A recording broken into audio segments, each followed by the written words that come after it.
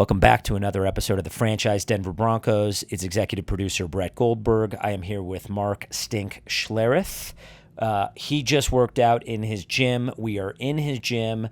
We are picking up on the conversation that Stink had with host Ryan Harris a couple of weeks ago, and we're excited to get into this with you, Stink. How are you? I'm good, Brett. How are you? I'm great, man. You just had a good workout at a gym you work out at a lot. What were you doing this morning? Total body workout, man 101.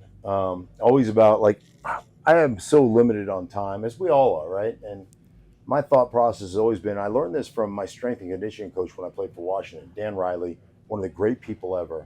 And he used to say to us as players, why would you spend 2 hours in the gym if you can get the same amount of work done in 45 minutes? Why would you waste that extra hour and 15 minutes? And the other thing was, do as little as you can to reap maximum benefits. So our whole philosophy in Washington was make sure that whatever you're doing is transferable to the football field.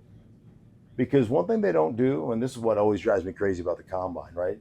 We get out there in underpants and t-shirts, right? And we run 40s. Now, get this.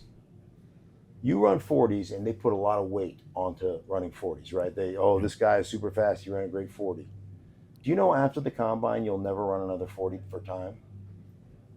If it's such an indicator, this always pissed me off. If it's such an indicator of how good a football player you are, wouldn't you run them weekly? He dropped the 10th, man. Now he can't play. They mean nothing. They're nothing more than a test of your speed. And the weight room is that way too. The weight room is funny because there are guys who are super strong who don't transfer it.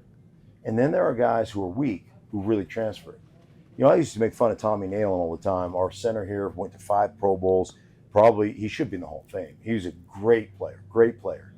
Like when it came to bench pressing, he was weak as a kitten compared to like the rest of us on the offensive line.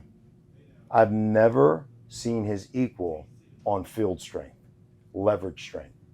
Just guy was a freak show.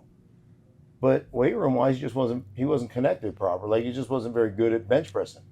A great football player. And so it's always one of those things like I want to do whatever I can do to make it transferable. You know, it's not about winning a physique contest, and we don't take boxes out to the middle of the football field or bench presses and go, okay, whoever gets the most reps with 225 wins the game today. It's not how it's played. So again, I have this philosophy. I'm going to go in, I'm going to get my work done. I usually set my watch for 45 minutes. Like I'll set my alarm on my clock for 45 minutes. And as soon as that alarm goes off, I could be in the middle of I could be doing arm curls. And like, I'm going to get 12, you know, and I'm like 5, set them down, and I walk out of the gym. Done. I'm done. I walk out. I keep my hat down because I don't want to answer a bunch of football questions, and I go to work, and then I leave. And that's my exercise regime, if you will. This conversation is a special episode with you, building on the zone scheme conversation we had with with host Ryan Harris a couple of weeks ago. Mm-hmm. I definitely want to get back into some history with you, your time with the team and otherwise. But I will ask you this question because we're talking about performance stuff right now as we speak. What does a daily intake look like for you from a food standpoint? What's your average typical diet on a daily basis? How much sleep do you get on a daily basis? And how much water do you drink on a daily basis? I'd be interested in hearing all three of those from you. All right. So food-wise, and this has really changed for me since I had heart surgery. I was really having a tough time. I had an ablation because I had AFib. And once you have AFib, you always have AFib. But the ablation, what it does is it basically, so here's how AFib was. I'm not a doctor, but I've had a lot of operations. So this is almost like science. So here's what I was told. Like when you're an athlete, especially at a high performing level, both with stress and with the exercise, it happens a lot. NBA players are the number one, them and long distance runners, number one culprits in their 40s and 50s of getting AFib, or they have the highest degree of occurrence. So what ends up happening is the top part of your heart, and this is the theory, they can't prove it, but the top part of your heart and the bottom part of your heart structurally are designed differently. The bottom part of your heart is far more muscular than the top part of your heart. So the more exercise, the more stress you put yourself under, the thicker and more muscular the bottom part of your heart gets. Well, the top part of your heart doesn't sustain that. So then your body essentially recognizes the discrepancy between the two parts of your heart and sends a faulty electrical signal because it's trying to balance it out. And that's what atrial fibrillation is. Once that electrical signal starts, there's no shutting it off. So then your heart gets out of rhythm and it beats at the wrong rhythm. And so I developed that last year, and trying to be as proactive as possible, I went and had the ablation. What they do is they go through your groins, they go into your heart, and they basically create puncture lesions from inside your heart to the very top edge of your heart. And over time, those lesions scar over and block the electrical signal. So then your heart starts to beat back in rhythm. And so I had that the off season, but one of the things that was happening to me is I was having a lot of swelling in my legs and some other things that just after the surgery, and who knows why, but that's what went on. So my doctor suggested that I go raw vegan. He said, give me 25 days of raw vegan. So I did, and in the first 6 days, like the first 3 days, I was having all kinds of pain in my feet, like almost gout type of pain. Pain in my feet was gone, swelling in my legs was gone. I kid you not, I was using the facility 6 times a day. I mean, I took a dump that was something I ate in the 90s, I swear to you. It was unbelievable. And ultimately, in 6 days, I lost 15 pounds. And so I turned out I really haven't missed eating meat. My sweet tooth is gone. My numbers, blood pressure wise, and my other numbers are just outstanding. So I was like, I'm not raw vegan. I'm vegan pretty much all the time, but I'll eat some pasta, or I'll eat, if we go to Mexican food, I'll eat tortillas, and but for the most part, I have quit eating meat, and I feel really good. So to answer your question, in the morning I might have a raw piece of vegan toast. I'll eat a like when I get home from work and I'm busy, I'll have a smoothie. So I'll eat like frozen mango, strawberries, apples, spinach, maybe some beets, and I'll mix it all together and I'll drink that. And then, I try to eat like a big salad or whatever for dinner. I might have another fruit smoothie along the way, fruit and veggie smoothie, and it's pretty much my diet. And then I try to drink. I know you're supposed to drink like a gallon of water a day. I don't usually make that, but I try to stay really hydrated because part of the issue with electrical issues in your body, if you get dehydrated, it messes with when your electrolytes are down, it messes with the electrical signal in your body. It makes sense. So the more hydrated you are, the better off you are. So I drink coffee while I'm doing my radio show in the morning. Every cup of coffee I have a bottle of water essentially.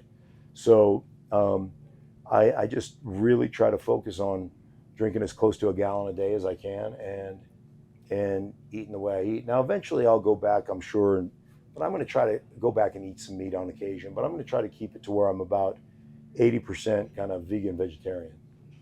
So that's kind of my deal. And then lastly, 7-8 hours of sleep a night. Is that a priority? Yeah, I am. If I don't sleep, I tend to get sick. My body just, I'm not that bright, so I need as much clarity as possible. I usually go to bed. I'm always up at 4:30 or so, and I've always been an early riser. I've always been a morning person. Like, I'm that annoying person. My feet hit the floor in the morning. I praise God that I'm up. I just like to be up. So I get excited about getting out of bed. Like, that's exciting to me. But by 8:30 or so, man, I'm shutting her down. I usually try to turn my phone off. Like, I put it on quiet mode or whatever around 7 or 7:30. And if you're trying to get a hold of me, you won't. And I'll answer you at 4:15 in the morning, right? And I'm like, well, why aren't you up? Like, yeah, I'm in bed. Why aren't you up? So, but yeah, I try to get myself at least 7-8 hours every night. Maybe even 8 hours at least. Usually, because I go to bed around 8:30 or so, and I'm always up around 4:30. Well, you just seem like somebody who is and some listeners to the show, some people that have watched our show or just known you from the fan or whatever over Right. the years, they say you seem like someone who's always on. You seem like someone who is always positive and someone who is always on. And so there's intentionality behind what you're describing as it relates to your diet, especially recently, Yeah. and how you drink water and hydrate and how you sleep in order to be that. Probably some things as well, like your values, Yeah. religion, gratitude, things like that. But you're a high performing person. Right. You weren't just a high performing football player. Right. I think of it oftentimes is your routine that's anything but routine. Like we can fall into a routine and you can be mundane and routine. So the first thing I do every single morning, first thing I do is a daily devotional. So I get up every morning and I don't look at my phone. I don't check my messages. I don't check a scroll, Twitter or Instagram or anything. I get out my devotional. I get out my Bible, and I do a devotional. And then every day, there's always 4 or 5 scriptures that are related to that devotional. And then every day, I take one of the scriptures that really resonated with me, and I write it in my day timer. So you can go back probably 4 or 5 years I started doing this, and writing it down. I was always doing devotionals and things, but it was never as consistent. It'd be a couple and then a week off or two. But for the last 4 years, every day, I've got a scripture written 7 days a week from the devotional I did. And one of the really cool things, the reason this came up was I was on a plane, and I think I was reading Inc. I think I had Inc. magazine. It was a Jerry Seinfeld article, and he said when he was getting into comedy, he got a big daily calendar, a big day timer, and on the top of the calendar, he wrote, "Don't break the chain." And in my day timer for 4 straight years, so if you open up my day timer, Monday, Tuesday, Wednesday, Thursday, Friday, Saturday, Sunday, right? And on this side, I have something called prayer list, and it's family and people and dad and people I know that are struggling, that are on my prayer list. And on this side, it says, "Don't break the chain." And I got it from Jerry Seinfeld because he did this on his day timer, and he made a promise to himself that every day in his apartment in New York, when he's trying to break into comedy, he would write a joke. And he said, some days it would take me 7 minutes and I'd be free. He said, but I would not leave my apartment until a joke was written. Because some days I'd be trapped in my apartment for 7 hours. But I would not leave to go get something to eat or anything until that was written. And at the end of the year, I had 365 jokes that I was proud of. And I thought to myself, wow, that is an incredible commitment. And what if I made that commitment? What if I made that same commitment? And so it's been incredible, because one of the things I think about with that commitment is every day I do it. Every day I spend quiet time with God in prayer. And one of the things that I've really spent in my prayer time is having intentional gratitude. And one thing I know about problems is once you solve one, there'll be another to take its place. That's just human nature. We're all going to have issues, right? None of us are perfect. We all fall short of the glory of God. We all do things we're not proud of. That's called being human. But I think that the cool thing for me is, like, I turn my radio off and I drive to work, and my commute's 11 minutes. I spend 11 minutes just thanking God for the day, for my family, for the jobs that I get to go to, right? Which you don't even call jobs. I mean, Right. you've described it as just the opportunity to do what you love. I get to literally, and this is going to sound terrible, but I get to dick around and make money doing it. Like, I get it. My dad told me, find something you love to do and you'll never have to go to work. I don't feel like I've worked a day in my life. And I get to, and I spend a lot of time prepping for games and doing all that stuff. But at the end of the day, man, I'm just talking about something I love. And it's awesome. So I spend 11 minutes driving to work just thanking God for the jobs that I have and the family that I have and the opportunities that, I'm just very grateful for that stuff. But it's, like I said, it's a routine that is anything but every morning routine. And so I'm very cognizant of that and try to live that way. We were with last week a great performance expert. His name is George Mumford. He was roommates in college with Julius Erving. He was the performance expert in the NBA for Michael Jordan, followed by Kobe Bryant. One of his mantras in life, certainly now, and I think it always has been, is be what you want. If you want happiness, be happy. If you want joyfulness, be if you want joyfulness, be joyful. If you want joy, be joyful. Yeah. And I think I see that I hear that in a lot of what you're describing, Mark. It's pretty awesome. Yeah, well, I appreciate that. Yeah, I think that like there are people that want to be miserable, and they go out of their way to be miserable, and I believe that. Like, I just choose to have a good day. I'm going to choose to have a good day, and regardless, of what the day holds, man, there are great things in that day if you choose to recognize them. Unfortunately, a lot of us choose to look at all the stuff that isn't right. And that's like, to me, that's a challenge. Like, speaking of doing devotionals every day, like, thank you, Lord, for presenting enough issues in my life to make me realize that I am not God, right? To make me realize that there are things that are out of my control, and that like I can still choose to have this attitude of gratitude, and that I don't become my own idol, right? I mean, there's plenty of opportunities for you to idolize you, and you to think that, man, look at what I did. And so there are enough issues in all of our lives that if we really pay attention, you can become a slave, or you can make your to-do list your idol. And I always think about this, and again, from one of my devotionals, that changing your attitude from I'm too busy today to not to spend time with God, to saying I'm too busy today, and today is too important to not spend time with the creator of the universe. And so it's just a mind shift. And I know one thing: anytime I get busy, pat myself on the back for all the things that I've accomplished, God does something to humble me. I promise you. So anyhow, I just kind of operate that way on a daily basis, or try to operate that way on a daily basis. Let's go back to a couple of things I wanted to ask you about from a long time ago at this point, 30 plus years ago. You're the first NFL player ever born and raised in Alaska, as far as we know. Right.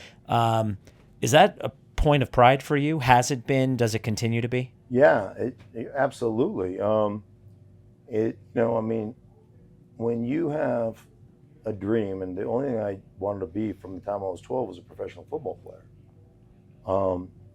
And I promise you that, I mean, I was retired as a junior in college from football. The university retired me because of injuries, and I've had plenty of opportunities, like we all have plenty of opportunities to quit. And for most people, and this is sad, but this is a sad reality. For most people, it only takes 2 letters to make you quit in life, or to make you give up on a dream. And those letters are NO.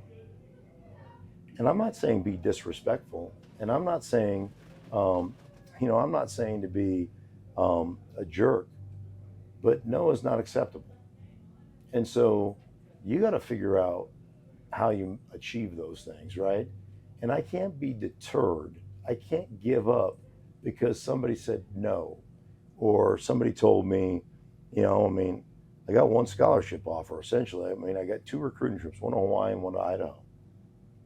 And, at the time it was Pac-10, every school asked me to walk on, but wasn't going to give me a scholarship. And, you get to the point where, like I said, I was retired as a junior in college.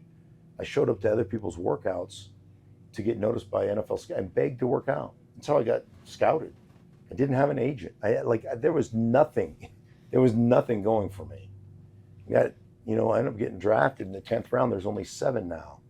And ended up making an NFL team and starting as a rookie. Like, you just don't know. And one thing I always thought to myself was, Um, if I don't make it, it's because I'm not good enough. And I'm okay with not being good enough. There's a lot of things I'm not good enough at, right? But I was never going to talk myself out of it. It was never going to be from a lack of effort or, oh, woe is me. And one thing I can guarantee you, I can promise you this, is that when I retired after 12 years of playing, and I was done with the game, there was never 1 second that I looked back on my career and said, man, I wish I would have worked harder or studied more or, or been more committed. Never. I was never late to a meeting. Never missed a meeting. I never missed a workout. I never didn't study. I never wasn't prepared. I look back on my career now and think to myself, there was nothing I could have done more than I did. And so when people are like, oh, do you miss it? No. I got everything I could get out of that job. Everything. And more. More out of my body than probably anybody that's ever played the game. And at that point, I was like, okay, what's the next adventure? How many surgeries did you have? 29. During your playing career? Yeah, and my heart surgery was my 30th. So it turns out that football and surgery are not mutually exclusive. They actually, one leads to the other. That's what I've come all the way with. Were those 29 surgeries during your playing career worth it? Yeah, oh, absolutely. Yeah, again, I got to live out a childhood dream. And with that, if you have aspirations and you have dreams that you want to live out, what do they say? Your dreams don't come, your dreams won't, oh, how's that? It goes something like, your dreams won't work unless you do, right? And so, that's part of the price you pay to do something that you're passionate about doing. And it's no different for you or for anybody or for me or for anybody that's working right now. That you want to be successful in whatever it is you do, you've got to have some sacrifices on the other side. Yep. And so I think one of the things that is a philosophy I've tried to hold on to throughout my adult life, this goes back to my playing days, is to be where you're at. So when I'm at work, man, I am working. When I'm at home, man, I'm at home. When I'm with my kids, I'm with my kids, right? And one of the things I love to do to my daughter all the time is, she'll be looking at her phone, on some social media page, and I'll be like, what are people you don't know doing right now? As opposed to you and I connecting, like it's important to know what people that you don't know are doing. I'm like, put your phone away, right? Like, I'm guilty. I'm guilty with the same thing. I think we all are to a degree, but I really try to focus on kind of, let me connect and be where I'm at right now. Present. Yeah. Present. Yeah, exactly. Let's be present. I'm going to ask you some favorites, quick hitting ones, just fast ones from your career. Favorite mentor? Wow. Gosh, there's so many people that have been like right now, the guy that I lean on a lot is Mike Shanahan. And it's really cool to watch, to go from player coach to player media guy to friends. And mentor. Yeah, mentor. And how he's helped me in my broadcasting career and understanding the game. As a player, Alex Gibbs I was really tight with Alex Gibbs. My offensive line coach, Joe Gibbs, is probably the most regal man I've ever been around. He's a huge, just how you should live your life mentor. Dan Riley, my original strength coach at Washington, huge mentor. My best buddy when I played in Washington, who's the godfather of my kids, Mark Addix, huge mentor. The cool thing about mentors is it's not people that tell you what you should do, right, and how you should live. It's people that show you an example by the way they do it. And one of my dearest friends, who I played with here in Denver for 6 years, David Diaz-Infante, was my backup for for years and years and years. And we used to call Dave the stunt guard because he would practice on Monday or Wednesday, Thursday, Friday, and I'd play on Sundays. So we would bring in the stunt guard, right? And you think about an opportunity to grow in animosity. He's doing all the work and I'm reaping all the rewards or glory, right? And we prepared together, we studied together, we watched each other's backs, we roomed together, like everything. And what I learned from Dave is we all have a role, and sometimes that role takes sacrifice. And it's amazing what you can accomplish back-to-back world championships when nobody cares who gets the credit. And Dave didn't care who got the credit. And it's one of the most valuable lessons I've learned in my life. I told you I was retired from football as a junior. I had no agent, no workouts, no nothing. My teammate Marvin Washington called me and invited me to his workouts. And I showed up to his workouts and begged scouts to let me work out. If it wasn't for Marvin Washington, I would not have played the NFL. It would never. So you want to talk about self-sacrifice, right? An attitude of servantship. That's selflessness. I learned it from him. So all the things that I have tried to become in my life, I learned from watching other men and women do that. Favorite teammate? Favorite teammate of all time had to be Mark Addix, Dr. Mark Addix, orthopedic surgeon in Houston, played 10 years in the NFL, 10 years of professional football because he started in the USFL, and then went to Harvard Med School. He's an orthopedic surgeon. And how do you spell his last name? Adickes. Adickes. And I'm the godfather of his kids. He's the godfather of my kids. And we're idiots. Like when we're in Houston, like he lives in Houston, I go to see him. We have Fat Guy Olympics.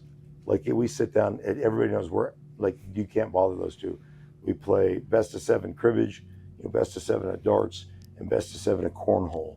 And it's for bragging rights, right? And it's like, I like to think that if like lawn Olympics was an actual event, I'd be kicking Michael Phelps' ass right now in gold medals because I am awesome at all those things. I'm really good at that stuff. It's really good. Yeah. Congratulations. Thank you. I appreciate that. Favorite gift that a skill player, Terrell Davis or John Elway or someone like that, gave you during your career? I think that it'd be easy to say, hey, Terrell Davis gave us Rolexes, Mark Rippon gave us Rolexes, and Terrell Davis gave us golf clubs. We always got those things. I think for me, the coolest gift was because it gave us an opportunity to spend time together. After the season, we'd have like an O-line dinner party, and Elway would come in and drop 10 grand. Here you guys go, have a nice party. And we always invite him, he'd never show up. But I always appreciated it because he knew how connected we were as a group. And it was like, man, dinner's on me up to 10 grand. And so we'd go to some big steakhouse and just feast and give each other grief and like it would just be hilarious. I'll never forget. Everybody had to kind of go around and say something around the table, whatever it was. One time I had to read the sacred scriptures. So we had this book of sacred scriptures, and the sacred scriptures were ridiculous things that Alex Gibbs would say during meetings. He had a guy by the name of Casey Jones, and his job was to take notes and to write down and he had a notebook, just the sacred scripture. And every day before the meeting started, he'd open up to what page we were on. And so as soon as Alex would say something insanely like stupid or, politically incorrect or whatever it was, we'd all turn around and go, did you get that? And so we write down, so we had this book of scriptures.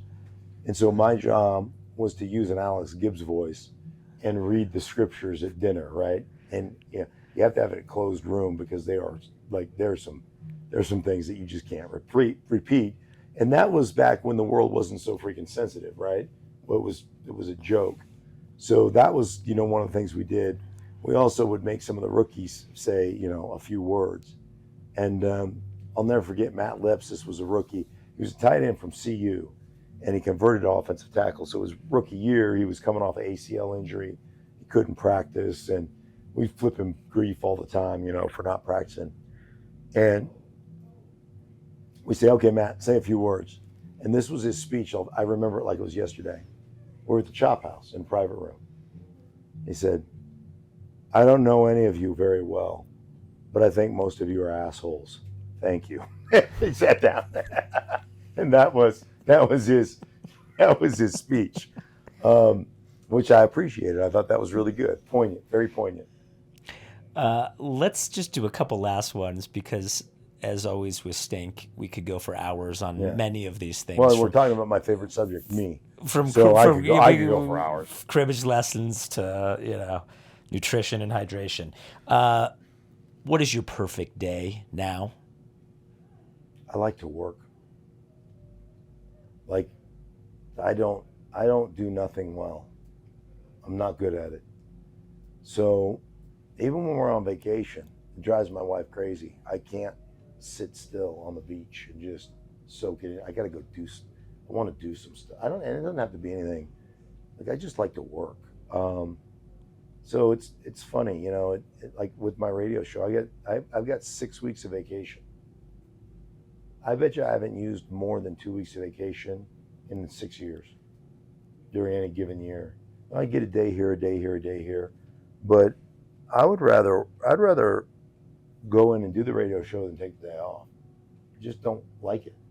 So I've always got a project going on in the house. I've always got something going on. You're active. Yeah, so I just like to work. And again, my work isn't like real work. It's not like I enjoy doing it. So my perfect day is every day.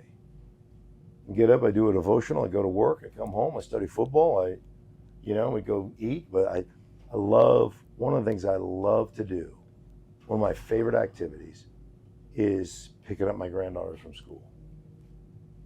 And I did this with my kids too. My kids didn't take the bus. In the off season, when I wasn't playing, I took them to school every day and I picked them up every day. During the season, my wife would take them to school and pick them up, except on Tuesdays when I had the day off, and Fridays, because I get out early on Fridays. But on Tuesdays, I take them to school and I pick them up.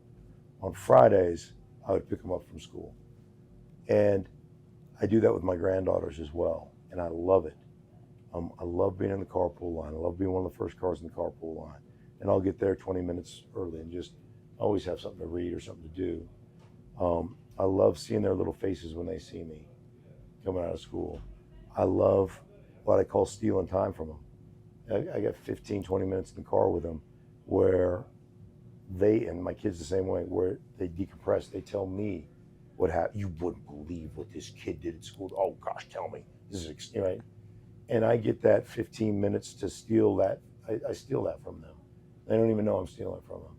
And I always said this, people always ask me, what did you do to spend quality time with your kids when they were little? And I always said, anytime I set an hour aside to spend some quality time, they'd do something to piss me off. So then it's not quality time, right? My whole process was quantity time. I'm just gonna spend as much time as I can with them. And in that, there's gonna be some slivers of laughter and poignancy, and there's just gonna be things that happen. But you gotta be there, right? You gotta be connected. And so I'll pick them up from school today, man. And I cannot, and I always have a treat. Popo, what did you bring me? So I always call you Popo? Popo, what did you bring me? So I always have a candy treat. My oldest granddaughter likes like gummy bears and jelly beans and like sugary type treats. My youngest granddaughter, so that's Quinn, Drew likes chocolate. So one, I have a bag of chocolate stuff. One, I have a bag of sugary like treats, and it's way bigger. Like my wife always is like, no, they get, 5 jelly beans. Like, okay. She's like, okay, whatever. Okay. And then she turns her back and I loaded up 35 jelly, just anyhow, but it's just things I like. So those are Like I'll work all day studying film and prepping my game, and then I'll go Be with your family. and then I'll go take an hour to drive up to school, pick them up, hang out with them, and that's what I do. It's a football show. 2 last questions that are football related to end this thing, and we'll go Broncos specific on this. What's your relationship like with the Denver Broncos today? It's really good. It's really good. George Payton has become a friend. I really respect the work that he does. I know it ain't easy. And Nathaniel Hackett's become a friend. And, I know game 1 was a bit of a struggle and some really bad end of the game decisions, but I think he's a really good coach. And I think it's really hard to manage games, and you just got to learn from those mistakes. We all make them. And, you're making them in the public eye, For most of us, we make mistakes. They're private mistakes. These are very public, and I understand that business because I'm in that business of being on television and being on the radio and saying some stupid things. And that, and people tell you, let you know how dumb you are, right? It's okay. Shoot, you don't have to live with me every day. I know exactly how dumb I am. So it's hard to be scrutinized publicly like that. So I empathize with that, but at the same time, it's what you chose to do. It is your job, and you got to be better. And then last question. During the time that Russell Wilson's here in Denver, 3 years, 5 years, 7 years, whatever it ends up being, is he going to win a Super Bowl? Is the team going to win a Super Bowl during that period? I hope so. Yeah. He gives them a chance every week. He gives them a chance to win every week. And, you've got to have a quarterback that does that, to me, that erases warts. And he is a quarterback that will erase some warts. So he gets them in the conversation. A lot of things have to go right for you to win a Super Bowl. A lot of things. And you got to be playing your best football toward the end of the season. But yeah, he'll be in the conversation every year. And as long as you're in the conversation in the playoffs every year, you got a chance. So, and he gives them a great chance. On behalf of Mark Schlereth, Stink, it's Brett Goldberg. You've been listening to another episode of the Franchise Denver Broncos. It was a special edition with Mark. We appreciate it. Yeah. Hopefully we'll talk again at another point soon. And in the meantime, everyone, go to truthplusmedia.com for more on this episode, other episodes of the franchise, other shows we're involved with, and we will see you again soon. Thank you very much. Thank you, Mark. We really appreciate this. My pleasure. Talk to you all soon.